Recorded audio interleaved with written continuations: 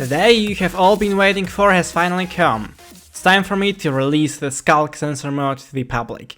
But before I do that, I'm going to show you very quickly and swiftly a few amazing use cases of the Sculk sensor, and right after that we're going to jump into an installation tutorial. I will have to mention that a few of those are made by Y, who is a moderator on my Discord server. If you want to join the Discord server, click the link in the description. But with that out of the way, let's quickly take a look at what we have both come up with. Bell detection. We are now very easily able to detect when a bell has been rung. And with that you can, for example, tell this guy to come over here.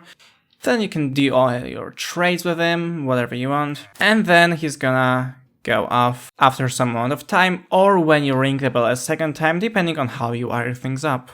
I have already mentioned it last time, I'm going to mention it again. We can now create those weird, interesting dance floors, which kind of create those nice circular patterns wherever you go. But what's more interesting is when you take a snowball or any other projectile, and you kind of throw it around, you're going to get those kind of explosive-like patterns. Now, what could this be used for? Let's say an archery game where you have a big screen, and your shots will be visualized in some way similar to this. In a rain similar to the last one, we've got something which is kind of assembled pretty much exactly like the last one. However, what you're going to see is that you start getting some randomness from somewhere, and you're going to start getting those very weird, interesting patterns. Kind of reminds me of Portal and those shifting rooms you've got over there. This one was made by Y, so was the bell one, and I thought it was quite interesting. We have obviously already taken a look at a few traps in the last episode, but let me just reiterate. You are able to create basically indetectable traps where when a player just kind of walks by, he's gonna fall to his doom, and there's nothing you can do about it. Staying on the topic of traps, apparently Y has a problem with people walking on top of his glass, making it dirty. As you can see, this would happen if you stepped on his glass. You'd be kept being shot by arrows. Why? Because the arrows also create sound detected by the Sculk sensor, so the only thing for this to stop is for the player to actually die. Another trap, because why not? We've got a trap just right here. Everyone's gonna be suspicious of that. However, we also have a non-trap chest, which, if you open it up, we're gonna be met with some splash potions of harming. Not ideal. Another great example of Y's wisdom and intelligence. You can, when you like open an Elytra and get some firework rockets, you can now create doors for Elytras which open automatically when they detect a firework rocket. Brilliant! On the topic of traps, you could also just make it so that if it detects a firework, it's going to dispense some lava. But you know, it was a bit nicer to think that people would use it for wholesome things than killing and trapping people. But we are not done with Y's creations yet, as this is another brilliant idea that you can use in any build, actually. You would not suspect anything of this wall if I weren't here and if there weren't a lectern here. But if you walk up to this little spot, drop an item in there, and then pick it up, that's going to be picked up by a Sculk sensor, and it's going to open a secret entrance for you. It would not work if you drop this item here. It actually has to go in this tiny little spot right there, which makes it really great for making hidden entrances, because you have to exactly know which little hole you have to throw it in. But your doors don't even have to be hidden. You can just quite simply have a door which opens automatically for you, as if you were a king. Look at that, I'm just going to walk up to this door, it's going to open up for me. If I walk up from this direction, it's also going to open up for me. And the redstone really isn't that difficult. You just simply have a piece of wall to occlude the vibration from the door from reaching the Sculk sensor. The Sculk sensor, however, can detect player movement, and just quickly and swiftly activate this door. And you can even make it simpler than that. However, you will have to have this top block being a wall, and you won't have it be able to be flush with the wall. However, this setup requires literally only one Sculk sensor, one piece of redstone dust, and a door, and it will automatically open up for you. Yeah, you could argue that you can also just have a door and a pressure plate, but that's not what this channel is for, is it? Now, while we're talking about the subject of automatic things, how about some automatic lights?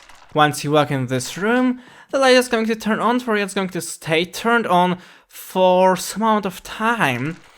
However, you will have to make some sound from time to time for it to be kept on. When you exit this room, it's obviously going to turn off after some amount of time.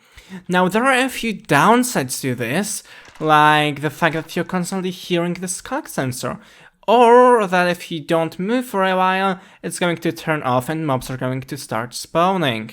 But I think that we can do one better than that. In fact, yes, we can. Let me take some blocks so that we block the light from outside, and let's see.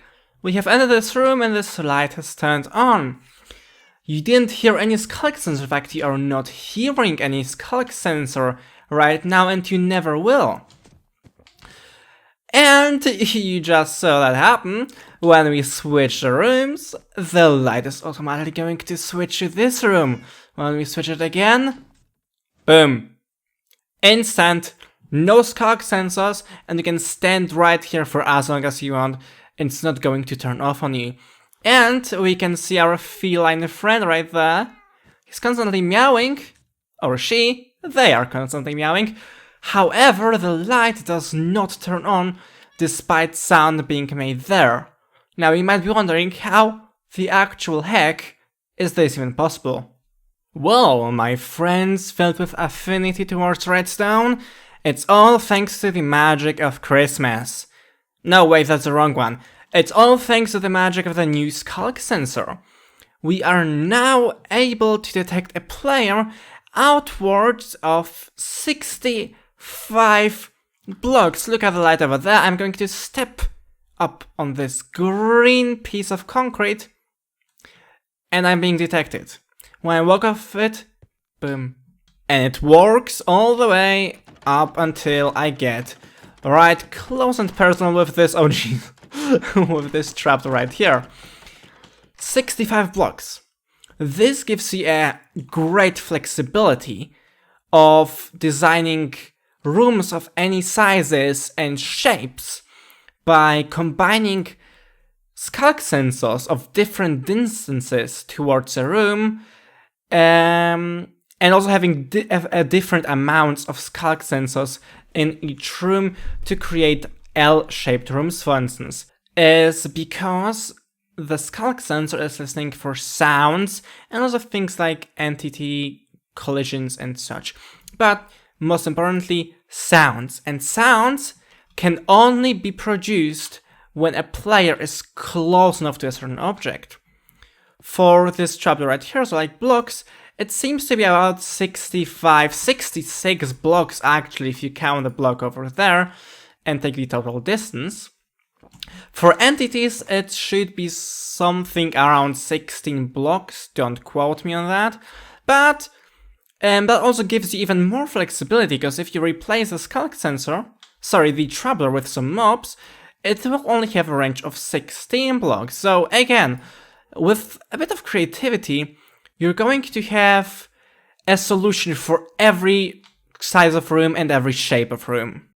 And if we take a look at this contraption right here, what we've got going on there is underneath the ground, we have those exact setups from over there. You can see a quick experiment with TNT right there. We've got those Sculk sensors being constantly kind of pinged by this trapdoor on this one side and on this other side. Now, when you are inside of this red room, this trapdoor on the right side is going to be close enough to you to create sound that is detectable by the Sculk sensor, and then the light in this right room will activate. The same thing works for the left side with the green carpet and this Sculk sensor right here. And here's yet another useful contraption designed by Y. A little helper for enchanting, so when you enchant your diamond sword right here, to upgrading 3 for instance, a dispenser or a dropper above your head is automatically going to dispense 3 lapis lazuli so that you can enchant other items, because I can't enchant the same diamond sword twice. One brilliant thing that he has used here is he made the floor out of wool so that the Sculk sensor doesn't detect your footsteps. Amazing. And to end this segment of different possibilities of what you can do with the Sculk sensor, let's appreciate Y's affection and affinity towards cats by taking a look at haha, Meow goes boom boom creation of his. I guess what you could kind of do with this is create randomizers which are based on mob sounds. Because cats don't meow in set intervals, but rather randomly, so, you know, you could experiment with all sorts of different setups with mobs. And now the thing that you have all been waiting for, some of you more patiently than others, but nevertheless, here it is. We're going to jump into an installation guide of this mod in just a second, but I'm also going to quickly mention that this world is also going to be up for downloads if you want to grab it and take a look at a few of those contraptions yourself. In order to download this mod, simply go to tinyurl.com/sculk, download, or go to the link in the description in case this link stops working in the future.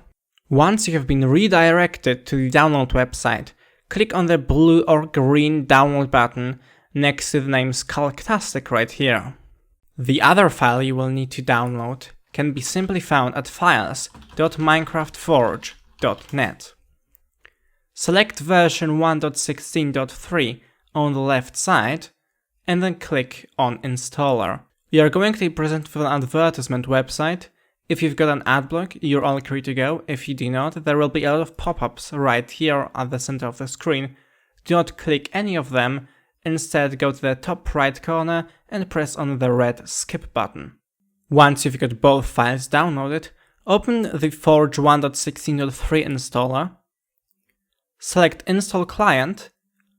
If you have not changed your Minecraft path ever, leave it as is. This is going to apply for the huge majority of users. Then click OK. This is going to install Forge. Once you are done with that, click on the search icon on Windows and search for %appdata%.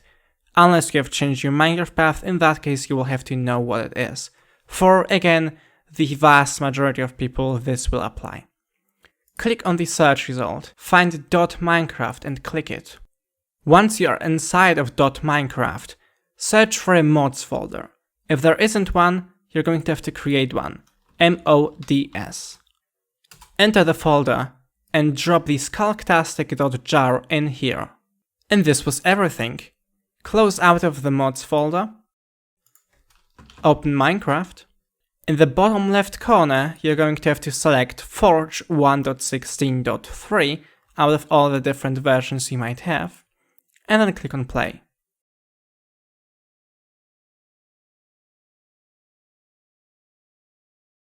Once you load into the world, you'll be able to tell that the Sculk mod has been installed properly, and you can now play around with the Sculk sensors. And there you go! I do hope you now have got plenty of ideas as to what you could do with the new Sculk sensor, and that you'll have a lot of fun playing around with it. I would really appreciate it if you click the subscribe button, but with that out of the way, thank you for watching and I will see you in the next one.